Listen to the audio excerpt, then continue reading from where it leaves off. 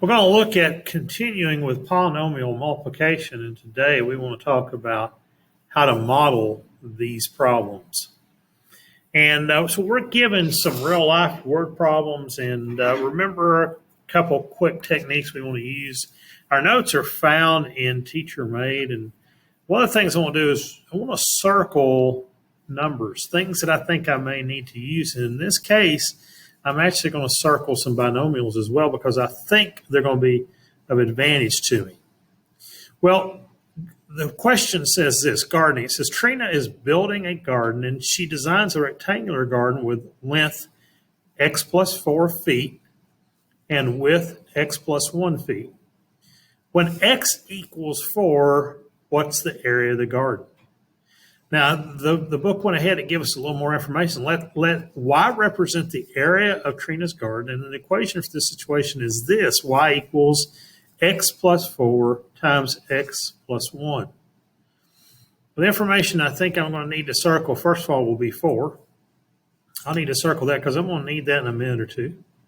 Likewise, I think I'm going to need x plus 4 and x plus 1, even though those are binomials with a variable in it, it's really much like a number that I might need to use. All right, so the question here is this: when x equals 4, what's the area? So what I want to do is find the area. There's some things I think that are beneficial to me finding the area. I want to box in the word area because that indicates I have to do some math. And it is important, too, that I know the shape I'm finding an area of, and that shape is a rectangle. They've actually gone the next step, and they've given me the equation, but not every time will I have that. But that's pretty important. I don't really see any extra information that I don't need. I mean, I can mark out that Trina's building a garden, but that's what's happening, so I'm not going to do that. But let's go back to the original question. The original question is, what is the area? And there's something I need to remember when talking about area of a rectangle. Remember that area is equal to length times the width. That's something we've known for a long time, but that's going to be pretty crucial as well to us solving this problem. So I'm going to pencil and paper to kind of extrapolate the information I need. I'm going to write down some things that I have found in this problem. And I'm working, again, explain number 4. And I'm doing the A portion. And it tells me that the length, we'll write down just L, is x plus 4. And the width is just x plus 1. Okay, so they've given me all that information. And I want to find the area. So it says let y represent the area, and it goes even so far as to say that y is equal to x plus 4 times x plus 1. Okay, I think I've got the information I need to solve the problem written down. So let me share that with you. Again, it's really important that I put the information on paper so I can actually solve the problem, okay? So here's the problem I'm doing. I've got the length is x plus 4, the width is x plus 1. They tell me that y is going to equal the area. And they go so far as to say y is equal to x plus 4 times x plus 1. And so I want to know, what's my area? What is y when x is 4? Well, before I actually go and do that, I'm going to go ahead and multiply these two binomials. And that's what I learned yesterday, and I know that's going to help me out a little bit. Math will be a little simpler probably.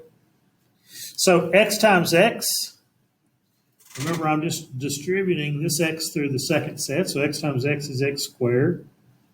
X times 1 is 1x, or just x.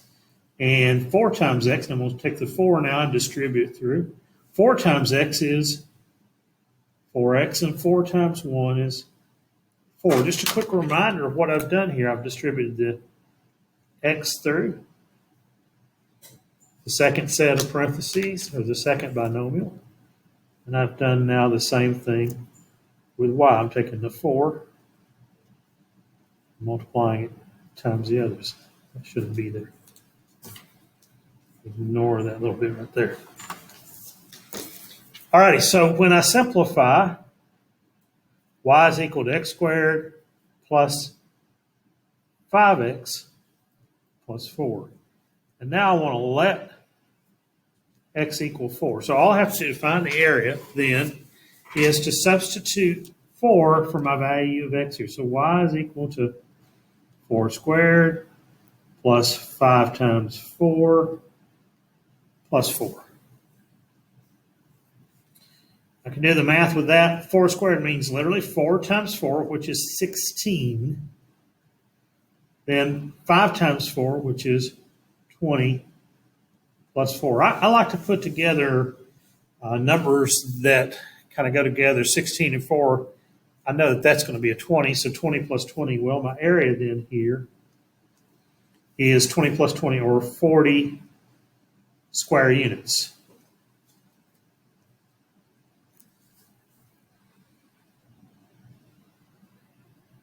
So that's all the information I need to solve that problem. And I'm going to write it in words, the area. And I need to say when x equals 4 is 40 square units. I can abbreviate that unit squared just like that. So I need to kind of summarize what I found so that it makes sense.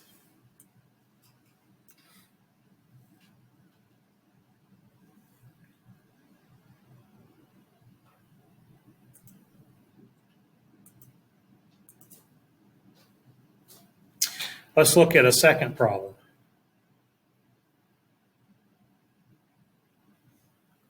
Right, read with me. Oric has designed a rectangular mural that measures 20 feet in width and 30 feet in length. Laura has also designed a rectangular mural, but it measures x feet shorter on each side. When x equals 6, what is the area of Laura's mural? Well, let's identify some important numbers. First of all, this has 20 feet in width, 30 feet in length. I think that's going to be important. And the one that Laura has designed, it's actually a little smaller. It measures x feet shorter. So I'm going to circle that. And then the real question is, what's the Laura's mural when I'm told that x is 6? All right, and the question I'm being asked to find is when x is 6. What is the area of Laura's mural? Well, there are some math words here that's pretty important. One is that it's a rectangle. Area is pretty important as well. We're going to need that. We're talking about our measurements being in feet. That we're going to use the feet when we get to our answer. We'll need to say that our answers are in feet squared. So let's look and see what kind of answer. Let's write down some things. First of all, I need to write down that the width is 20 and the length is 30.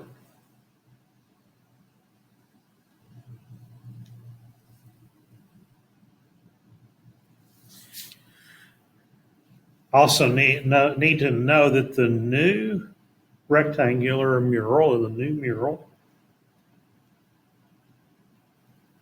will have sides that are x less than Oryx. Kind of a cool name. When x equals 6, what's the new area?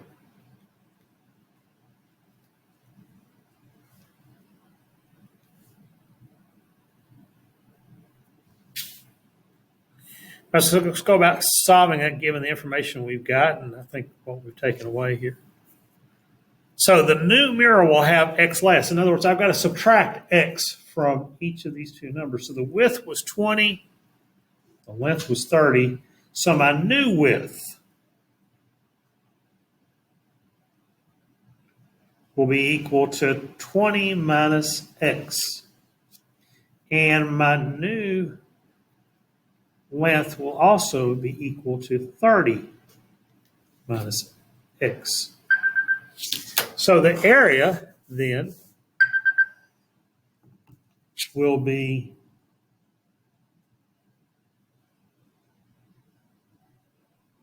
and I'll say let's let y equal the area.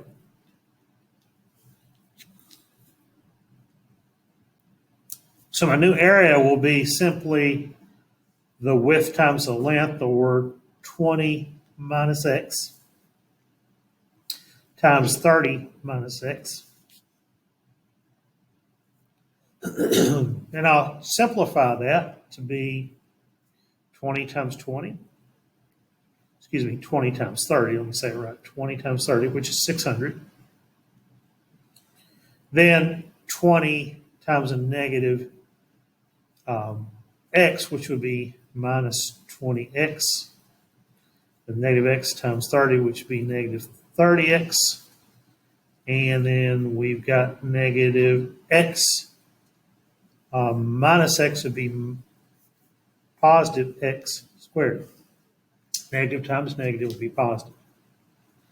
And then what I really want to know is what's the new area when I let x equal 6. So I'm just going to go back and substitute in a 6 for x. So it's 600 minus 20. Let's simplify that just for a second. 20x minus 30x is 50x. So we can write that a little more simply, and we're going to multiply it then times 6, since 50x would be 6. My x would be 6, that is. Plus 6 squared, which I know is 6 times 6 or 36. So my problem becomes this. It becomes 600 minus 300 plus 36. So that would be an area of 336. And I'll use feet squared because my units are in feet. So the area of the new mural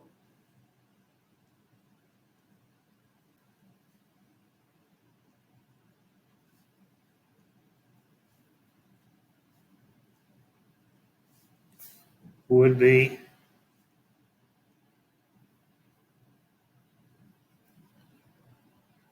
336 square feet. So we've allowed ourselves to take a polynomial, use it to find the solution to a real world problem.